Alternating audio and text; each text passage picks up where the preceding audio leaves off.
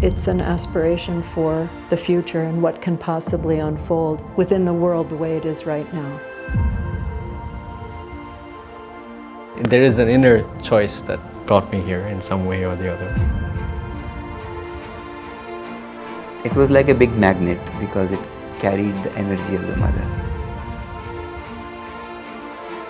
Wherever I go, whatever I do, it's always with me.